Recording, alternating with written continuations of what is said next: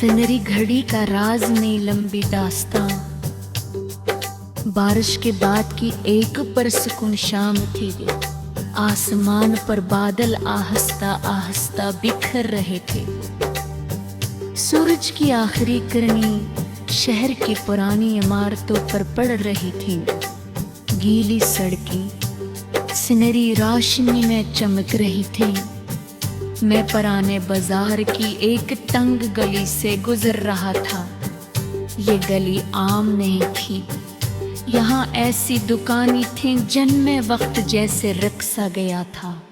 कदीम किताबें, पुराने नक्शे, लकड़ी के संदूक और ऐसी तहजीब के लिए वे को कर लगा था कि इनके अंदर की कहानियाँ छिपी हूँ।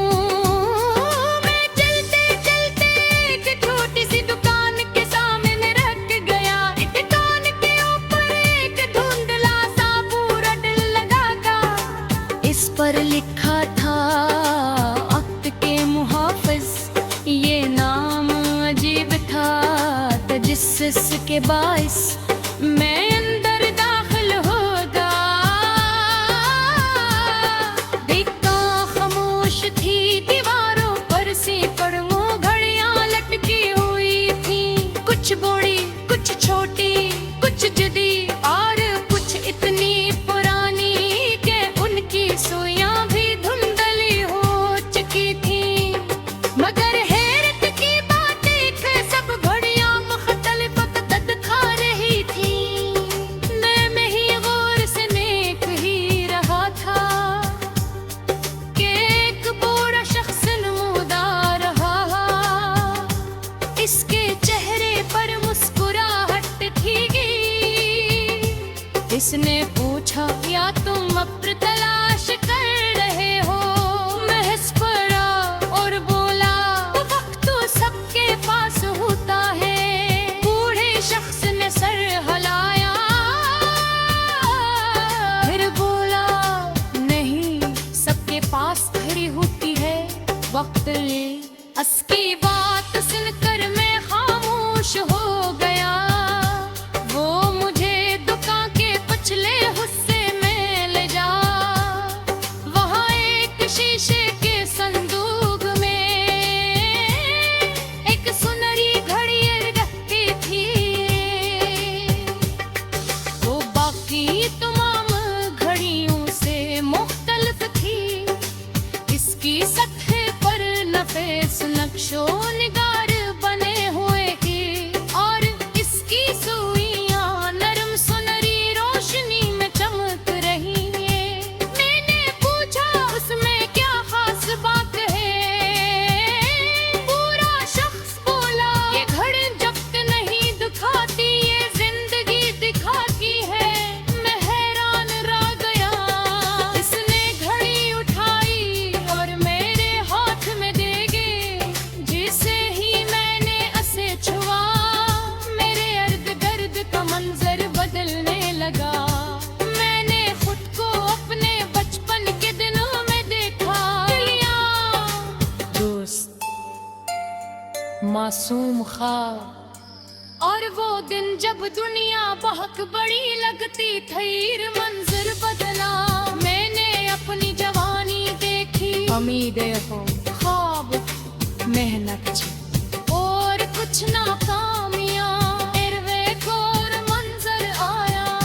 मैंने देखा कि कितने मौक सिर्फ इसलिए ज़ाये हुए क्योंकि मैं इंतजार करता रहा। सही वक्त था, सही हालात था, सही मौका था। तब मुझे एहसास हुआ कि जिंदगी में एक सर बहतरीन लम्हे किसी आलान के साथ नहीं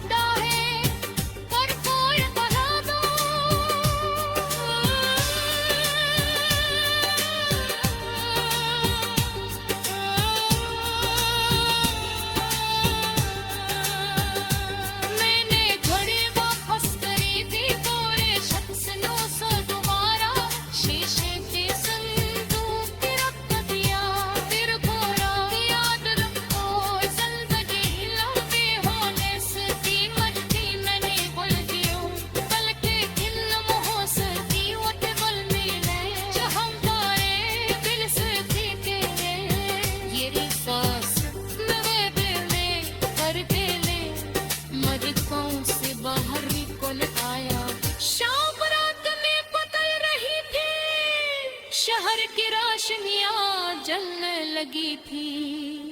लोग अत मसरूफ थे